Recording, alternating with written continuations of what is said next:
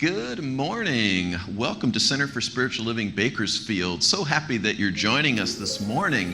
What a glorious morning it is. And we are an affirming, open, inclusive, embracing community. We just love you exactly the way you are, and we're so glad that you are who you are. We say, yes, be more of you. The world needs you to be more of you. Bring you to the world, bring you to our spiritual community. Thank you so much for being here. We're going to start this morning with a song sung by Sharon, as well as Merritt on the piano.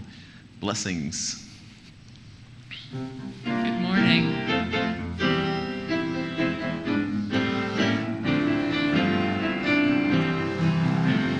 I'm choosing heaven today. I'm choosing heaven today. I am walking the road of heaven right now, singing I'm choosing heaven today.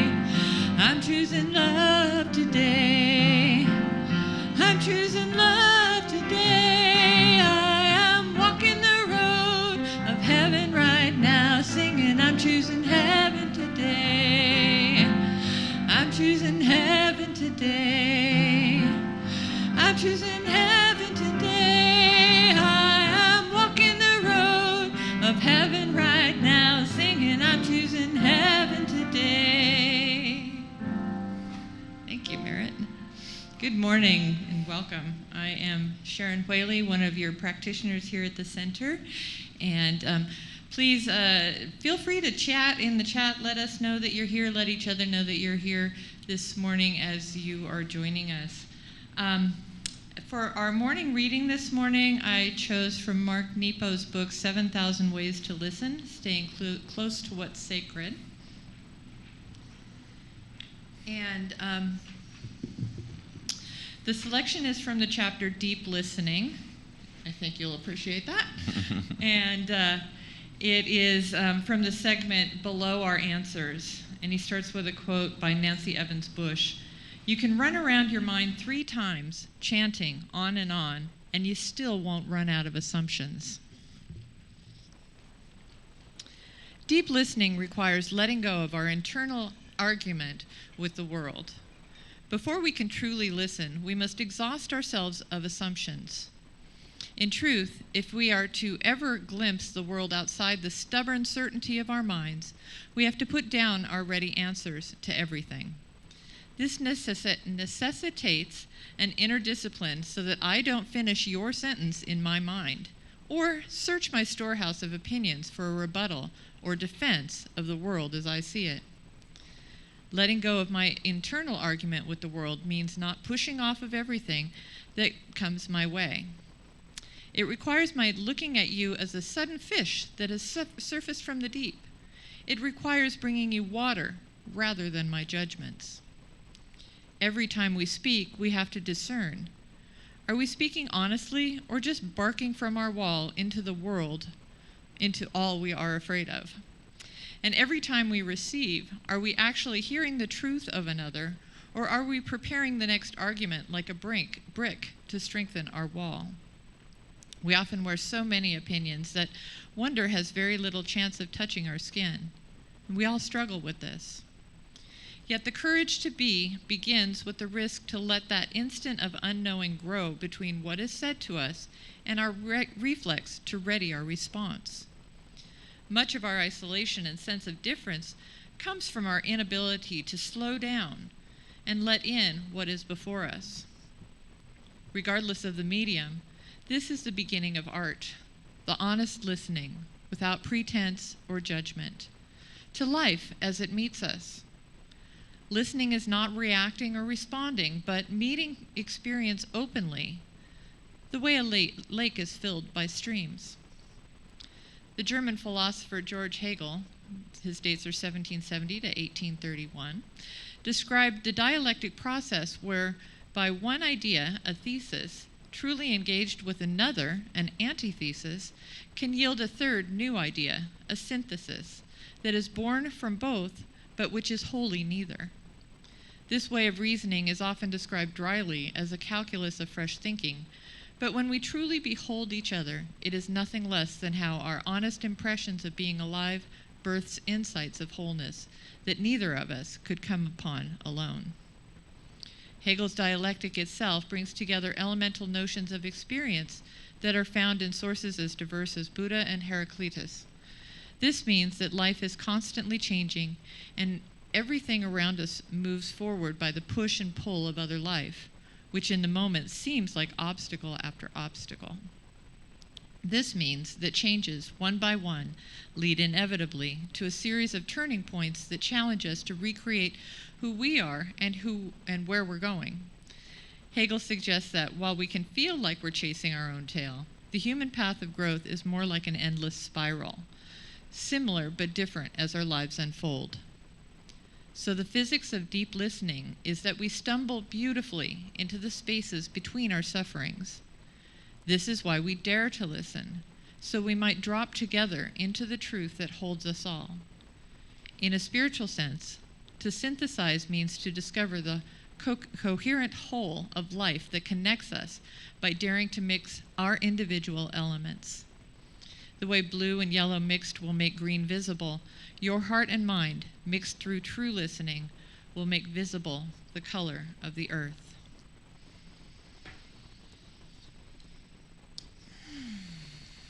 So if you just breathe that in as we turn within for this time of spiritual mind treatment, this remembering of who we are, this blessing of our service today. Knowing that Spirit is everywhere, everyone present. I know that Spirit is right here and right now. I know that it is that infinite creative intelligence that is the very source of life itself. I know that this creative intelligence shows up in our world today as peace, as love, as wholeness, as beauty, as light, as abundance, and as power. It shows up in every way imaginable and unimaginable. It is beyond anything that I can dare to dream. It is the all in all. And knowing that it is the all in all, I know that it is me in my entirety. And I know that it is each and every person tuning in here and each and every person, planet, living thing on this planet. It is showing up in form as life right now. And so I know that life in its wholeness is blessed, for it is that divine expression of God. I know that in all the varieties, everything is working in concert for the greater good. From every insect that turns our soil to the birds in the sky to each human being on this planet, I know that everyone brings that unique something that makes this wholeness complete. And so there is no less than or more than in the mind of God. All of it is God. All of it is divine. Every human being, every animal, everything is that divine expression of God. And so I know that as we come together this morning, we come together in that love of wholeness and reciprocity and just knowing that communion one with another. We come together in that place of deep listening to expand what we already believe, know, think, into something, a greater idea about ourselves and our planet and our community. And so I know our words today, Reverend Gregory is blessing us with his insights and inspiration as we listen deeply.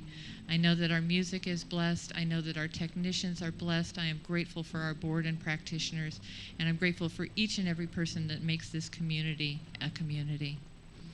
And so in this gratitude, I joyfully release this word into the law of mind that only knows yes and more and good. And so I know it's all good. I declare it's good, and I let this word go. I let it be. And together we anchor it by saying, and so it is.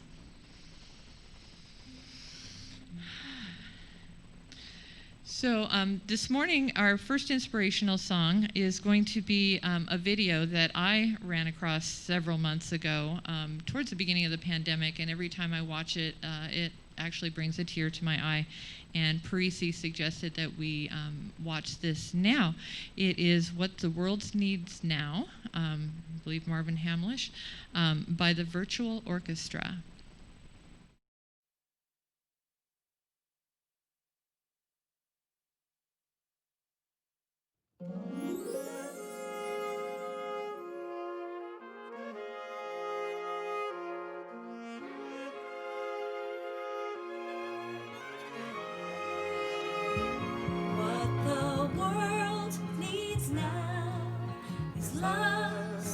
love.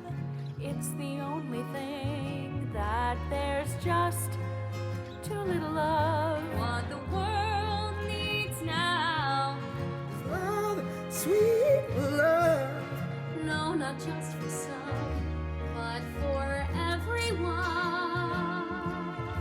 Lord, we don't need another mountain. There are mountains and hillsides enough to climb. There are oceans and rivers enough to cross, enough to last to the end of time.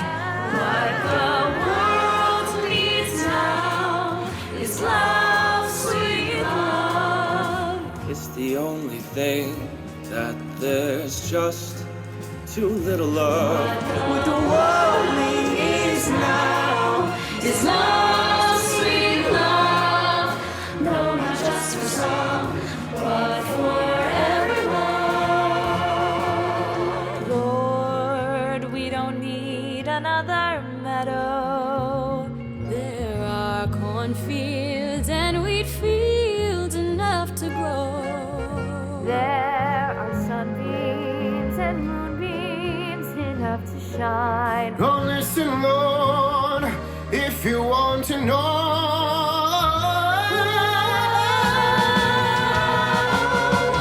What the world needs now is love, sweet love. It's the only thing that there's just too little. The world needs now is love, sweet love. No, not just for some, oh, but just for everyone. World needs now is love, sweet love. No, not just for some, but for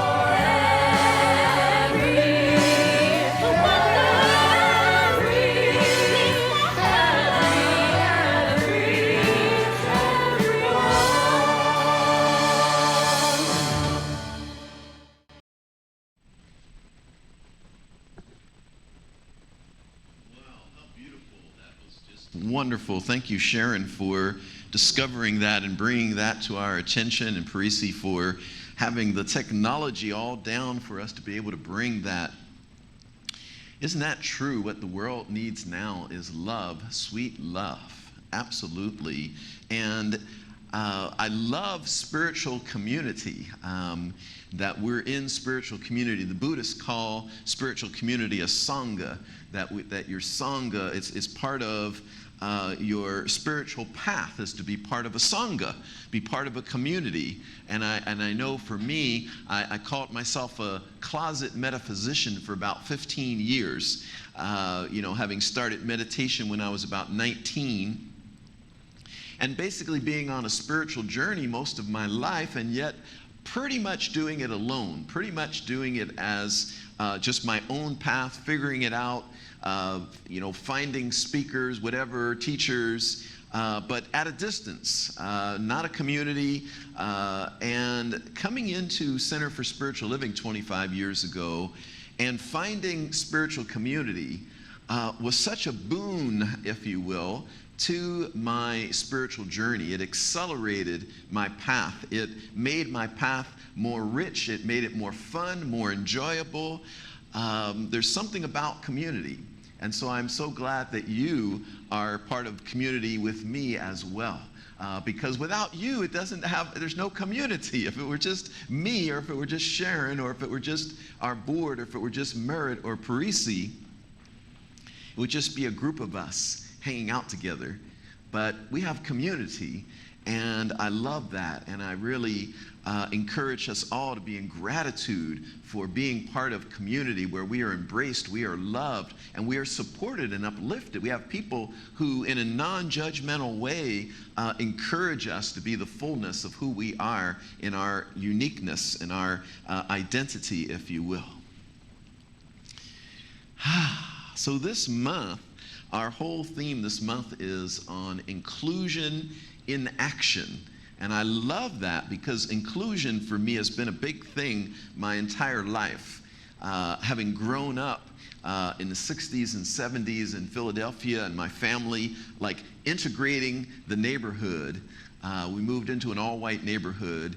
I really experienced so much pain and hurt of not being included during my upbringing that it became a rallying cry for me. It became a passion for me. It became part of the fabric of my being, that wherever I am, I'm wanting to pull people in. I'm wanting to make sure everyone is included and everyone feels welcome. So out of that pain of my youth comes this beautiful gift of a great awareness of how important it is and how helpful it is, how loving it is, and how affirming it is to reach out and include every person.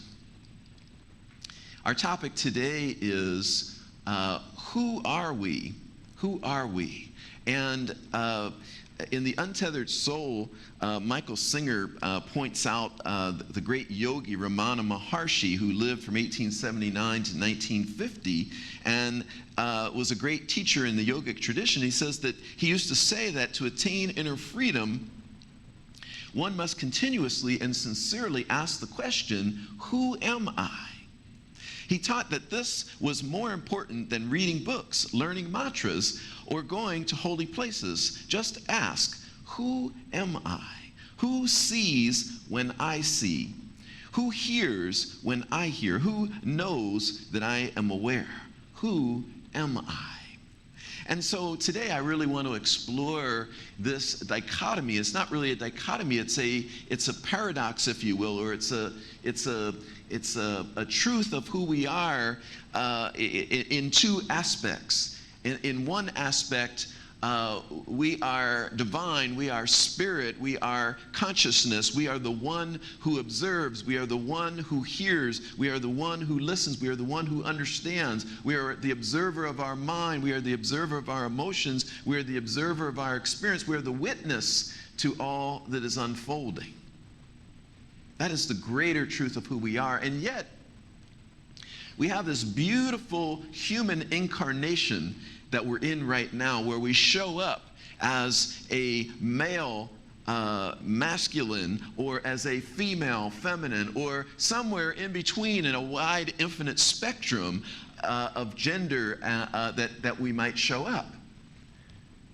We show up as a particular sexual orientation. We show up as a particular ethnicity, race, a particular height, a particular weight, a particular body type.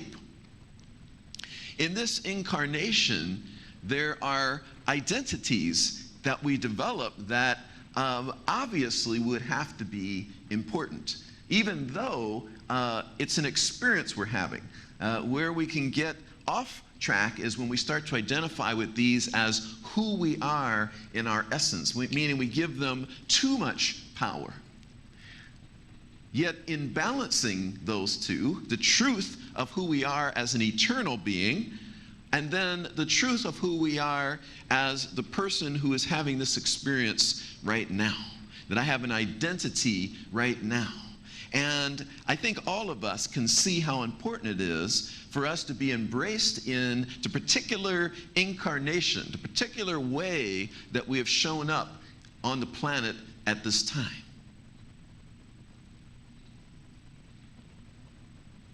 Oftentimes, we don't really see each other. And when we don't see each other fully, then we're not really including each other. Right? I love the reading that Sharon did. As you said, I would love it, and I did.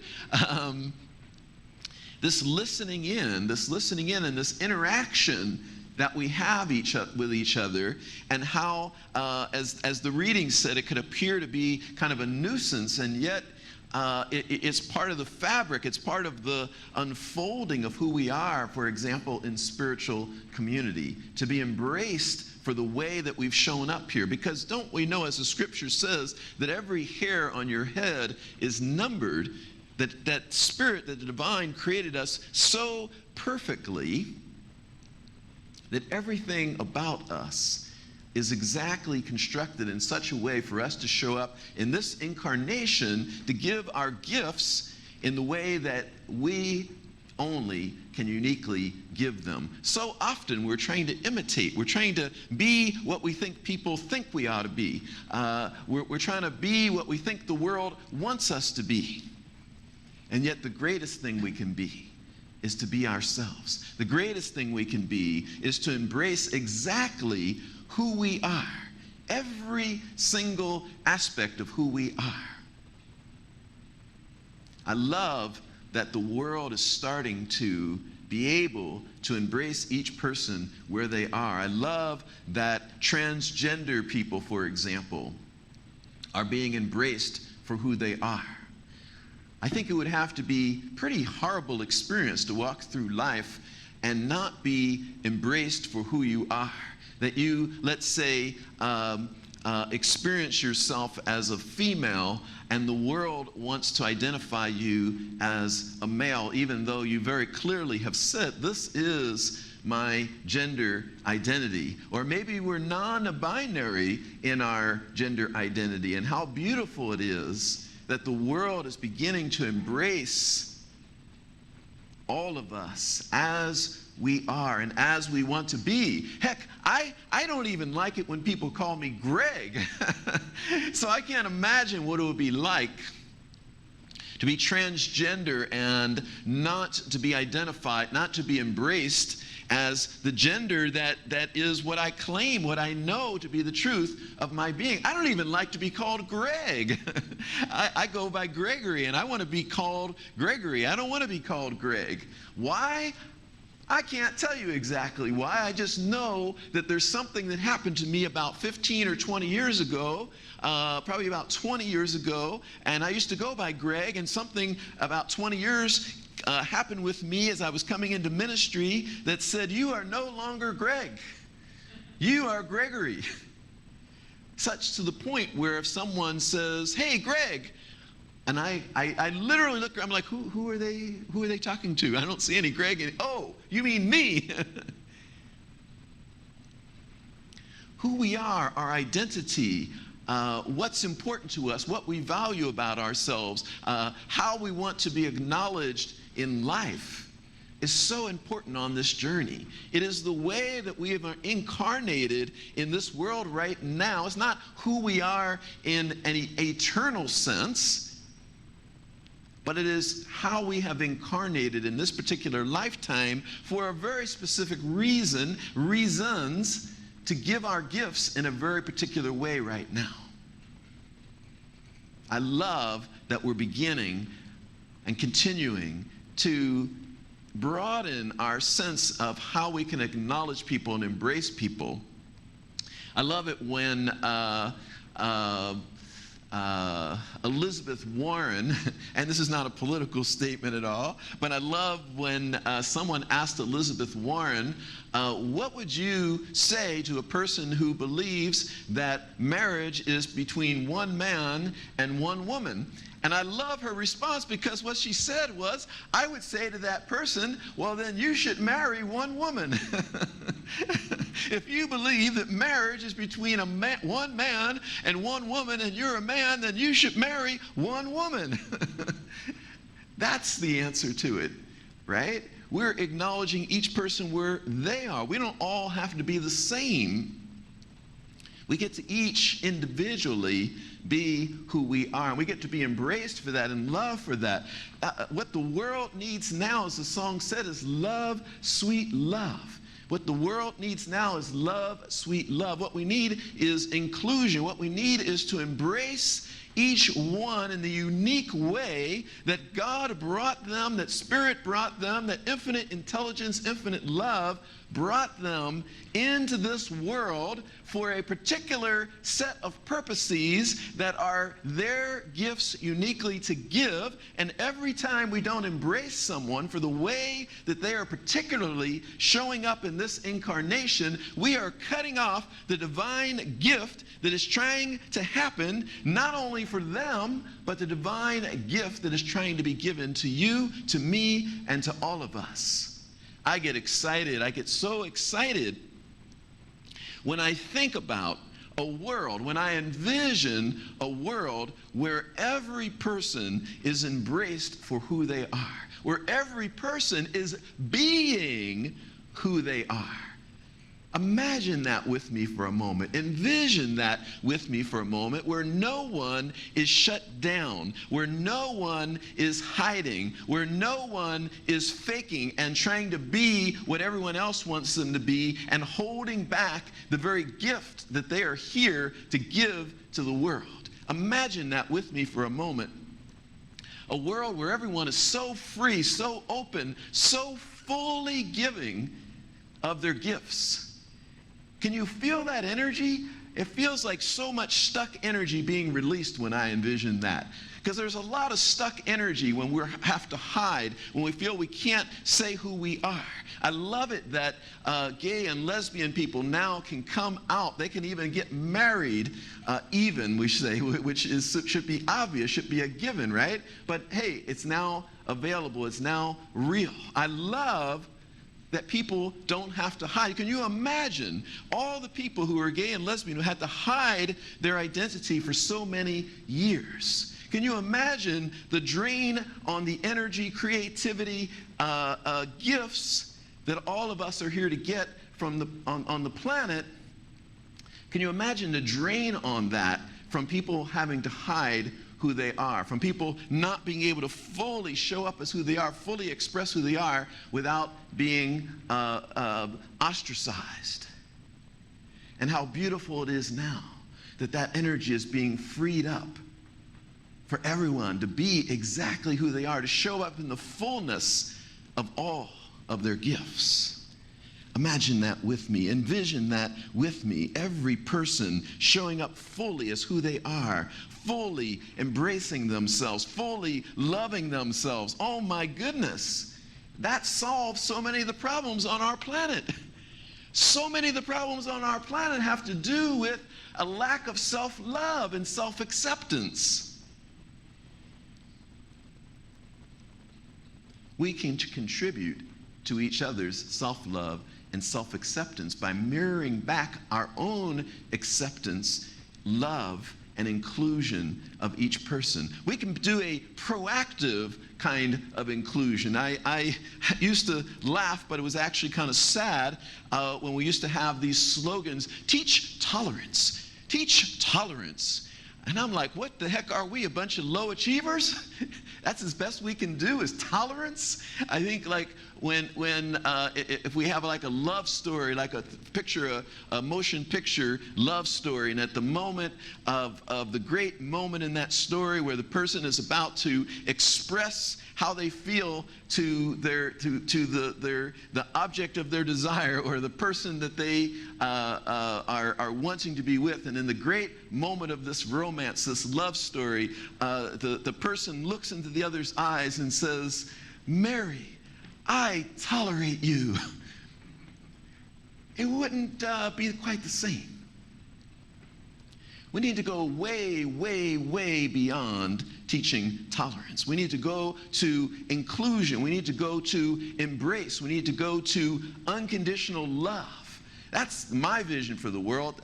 Tolerance, the heck with tolerance. The heck with tolerance. Let's really see each other. Let's really embrace each other. Let's really welcome each other. Let's invite each other to be the fullness of our divinity. And we cannot be the fullness of our divinity if we can't even acknowledge the particular way that we have incarnated in this world, which is the way that we've incarnated in order to give our gifts.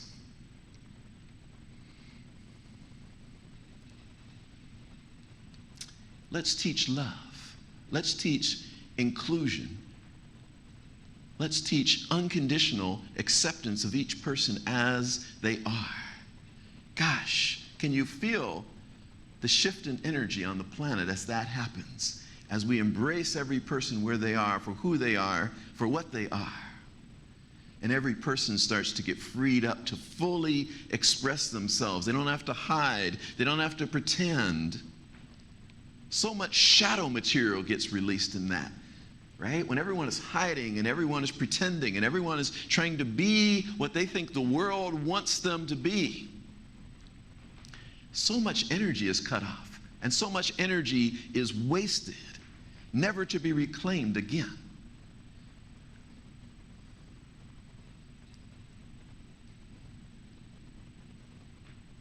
The way you are, the way you've shown up, the way you've incarnated, same for me.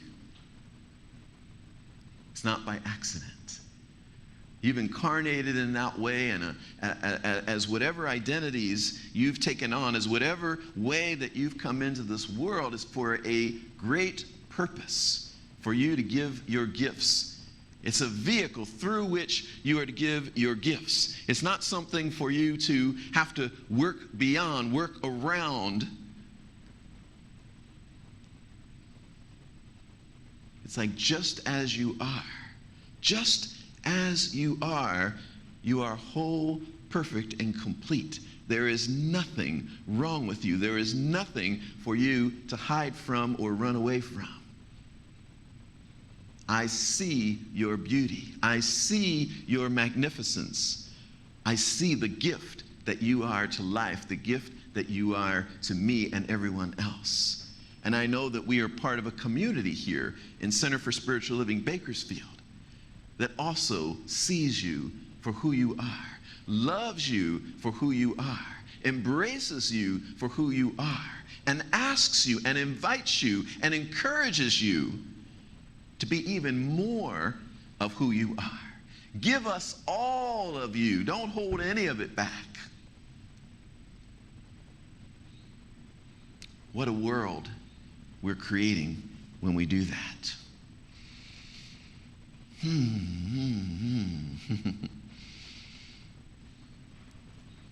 I remember when I worked at the home office for Centers for Spiritual Living, and there was a moment there where even though we are a very affirming and loving organization, that there were and probably still are to some degree some blind spots.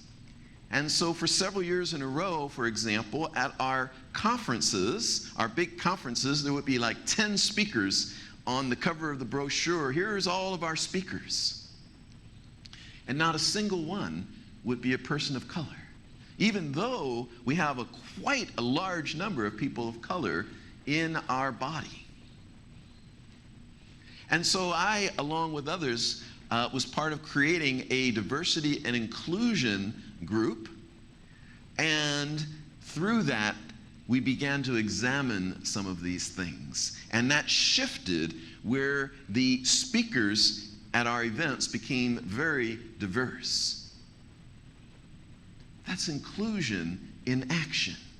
That's expanding our awareness beyond our little circle of what we see.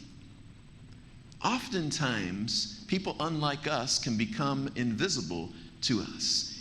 In a way, it's kind of like when a car, right? We've never heard of a certain car, and then we see one, and we like it, and we think I might want to get one of those. And then suddenly, even though before it wasn't even on our radar, suddenly we start to see those cars everywhere. It's come into our awareness. It's come into our consciousness. Oftentimes with people who aren't like us, they're not in our circle, they become invisible to us. And expanding our awareness involves beginning to proactively, if we're going to be on a conscious journey here, we have to get out of our comfort zone.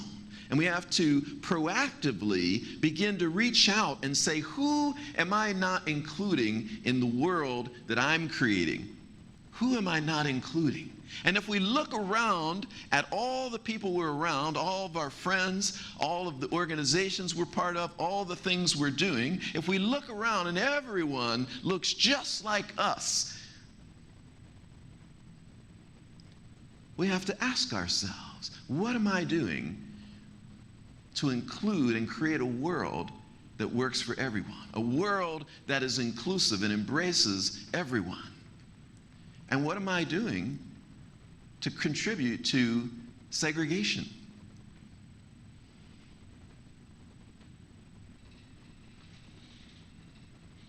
We can be proactive with this.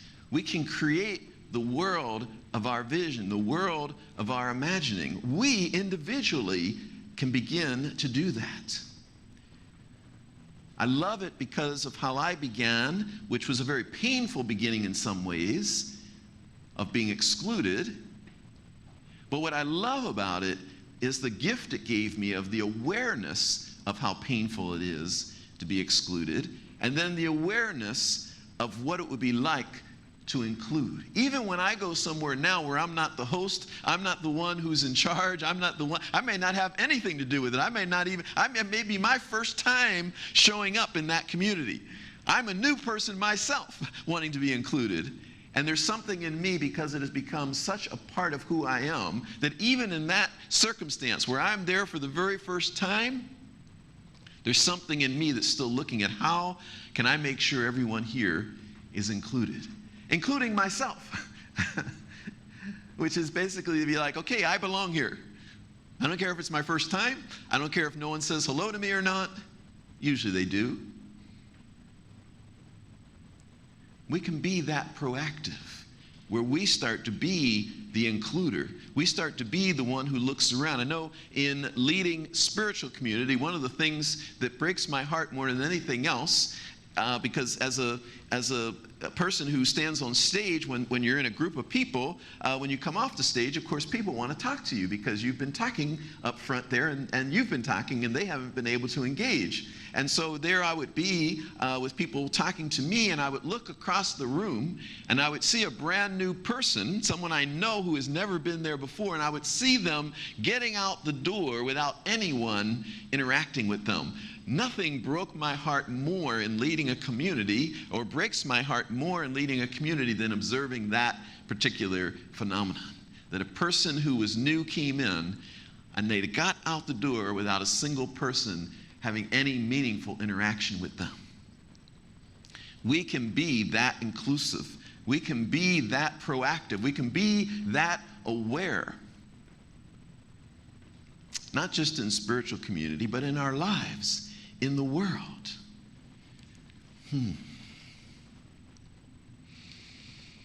Ernest Holmes in the Science of Mind textbook says, an infinite mind would necessarily conceive an infinite variety of ideas. Hence, the world of multiplicity, or many things, or the many ways, I'm paraphrasing, or I'm putting my own thing in here now, the many ways that we all show up in life, the many different ways that we can be.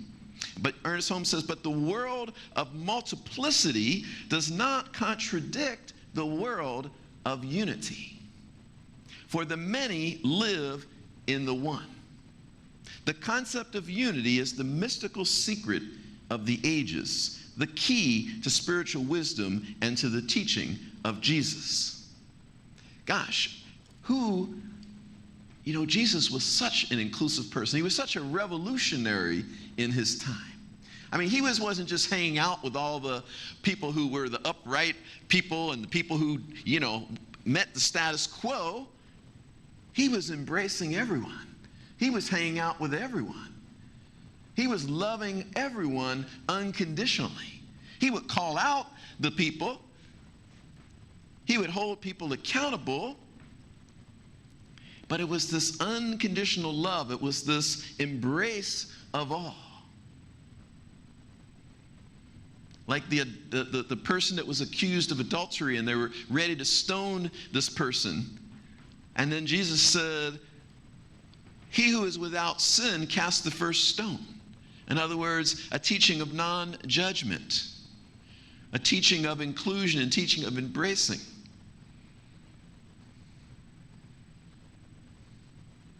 And then he said, go forth and sin no more. Like, do better now. Now that you're aware, now that you know, go do better.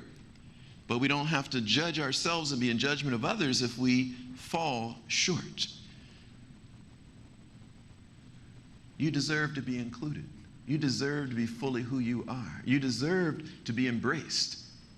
Yeah, we've all made mistakes. We've all had shortcomings. For some of us, our life doesn't look the way we thought it would look at this point in time.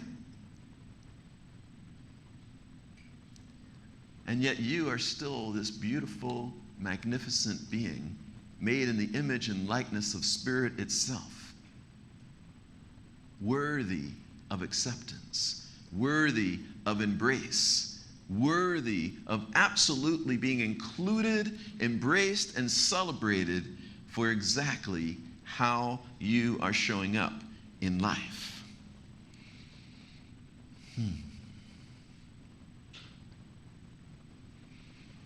So the invitation today, the invitation is to truly step out of your comfort zone. That's where it gets personal. The invitation today is kind of personal. I'm getting into your personal life here right now, right? Because I'm saying in your little circles, in my little circles that I hang out in,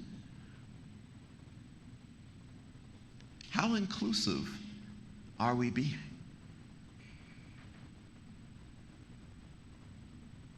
What kind of world are we creating? Are our circles that we hang out in very diverse? Not just ethnically or racially, but in general. Or is everyone kind of just like we are? Last week I was researching a little bit on tribalism and sort of the genetic and biological aspect of that. And there is a genetic and biological foundation for tribalism, meaning hanging out with people like ourselves. And it was a survival mechanism, right? We had to be able to defend against an enemy. And so this biological evolutionary thing came about called tribalism that helped us survive as a species, that we would gather with people like ourselves to defend against an enemy. But as Ernest Holmes taught us, once we came to the point as a human species where we became conscious that evolution was no longer compulsory. That evolution now, the further evolution of humanity, was now up to us to consciously choose how we were going to evolve our species.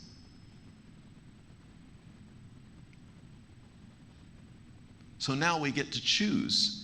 Does that particular evolutionary, genetic, biological tendency serve us anymore? My answer would be no, we don't need it anymore. We don't need the tribe to fight against another tribe anymore. We're one human community, one human family. And so we can use our consciousness, our awareness, to begin to transcend that biology, to begin to transcend that genetic predisposition or tendency. And we can evolve ourselves, one person at a time. We can evolve, each of us individually can evolve humanity, play our part in evolving humanity by transcending our biology, transcending our conditioned ways of being and acting and showing up. And we truly can create this beautiful world that is inclusive, that is embracing, that is celebratory of each person in the particular way that they have incarnated in the world. I don't know about you, but I get excited when I think about that. That to me feels like this vibrant, vibrant world with so much creativity, so much beautiful expression. And so I close with the invitation for us to reach out of our comfort zone, to look around and see how we can create a world that is so inclusive, so embracing, so celebratory of each person exactly as they are. You deserve it. I deserve it. We all deserve to create a world that's that exciting, vibrant, vibratory, celebratory, beautiful. Thank you so much. Let's take that into prayer. And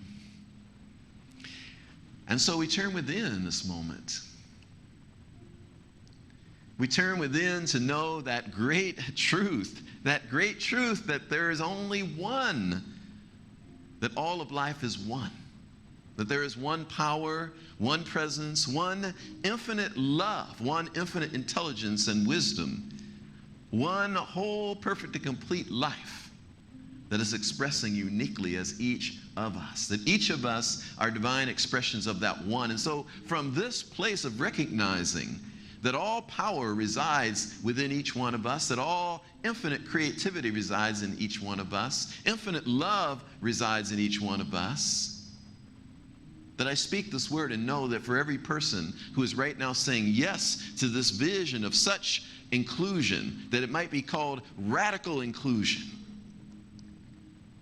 that each person has the power to do their part, the power to create this vision, to manifest this vision. Each person has the power to love so greatly that another person could feel included and honored and validated for who they are. And so I know right now that that is exactly what is happening, that we are creating this world of so much love, and in doing so, so much healing is taking place. So many of the world's so-called ills are dissolving and yielding and giving way, because love is the greatest power there ever was, the greatest healing energy that there ever was. And so that energy is now free to do its thing. I am just so grateful for this truth, so grateful for this awareness, so grateful for the good that is coming forth for each of us individually and all of us collectively. And in gratitude, in great gratitude, I release this word. I let it be. I know that all is well. Please ground it with me right where you are with the words. And so it is. And now we'll hear a song from Merritt.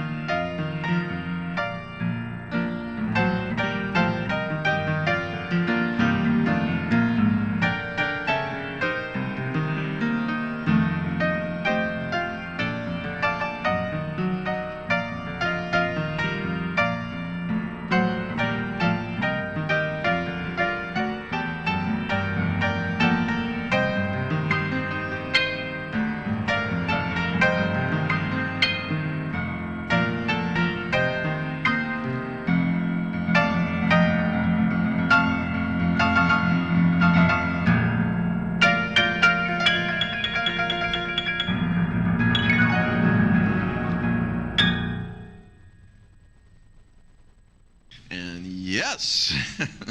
Thank you so much for that, Merritt. Wow, that's got me going there. I'm ready to get up and move.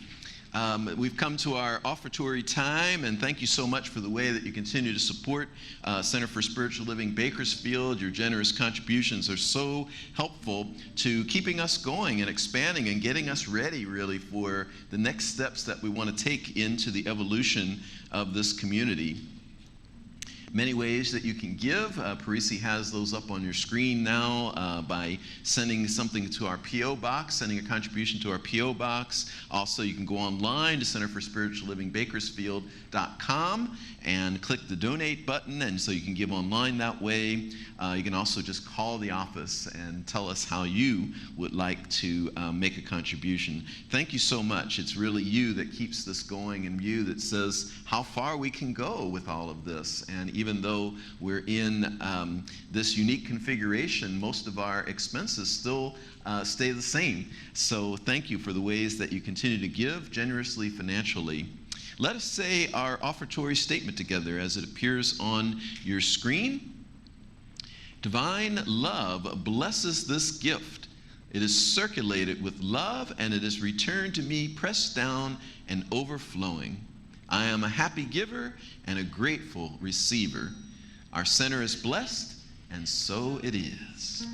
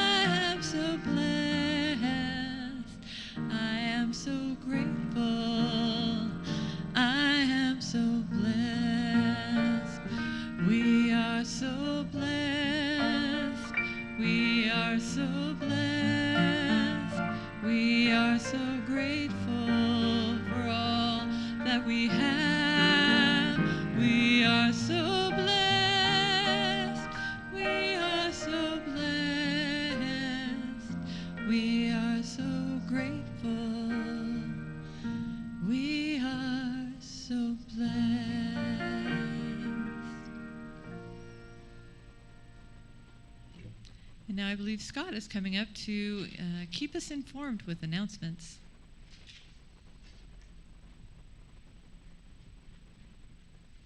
Good morning, Reverend Gregory. That was a great talk, and I have to say, there's many reasons why I come here, but one of them is being reminded of things that I already know, because sometimes we forget.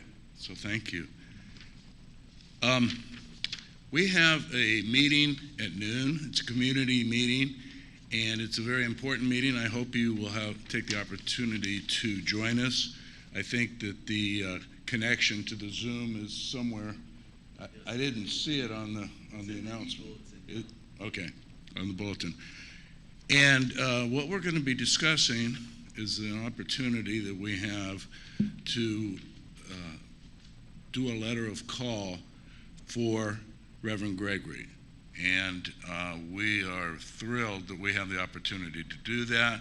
And so we will be discussing that. That is today, and then following Sunday, we will answer any questions and be happy to do that, as well as voting, because we want the community to definitely be part of this decision.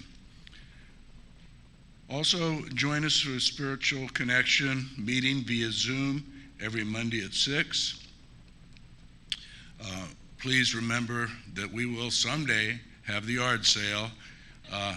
We've got a lot of stuff down there in the basement. It's getting full, but we still can take more. So put that on your mind. Our practitioners, Ann and Sharon, are available by phone, and so if you need anything to help you spiritually, be sure and take that opportunity as well. And of course, the roof sponsorship is still there. We really would like to get that roof done before the end of summer. And that's all I have. Thank you.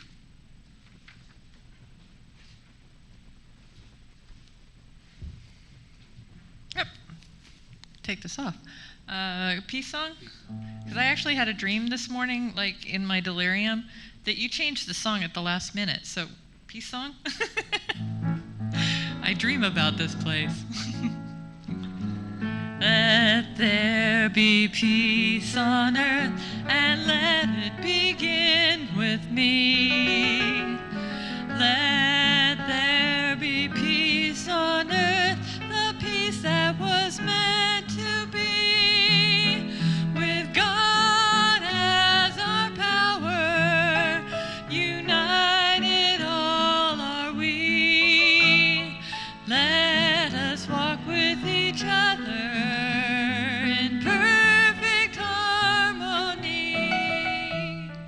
Yes, peace begins with me, and this is the moment now.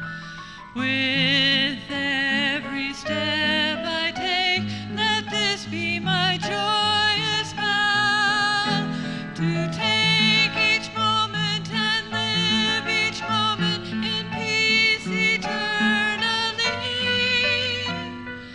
Yes, there is peace on earth, and let it begin with me.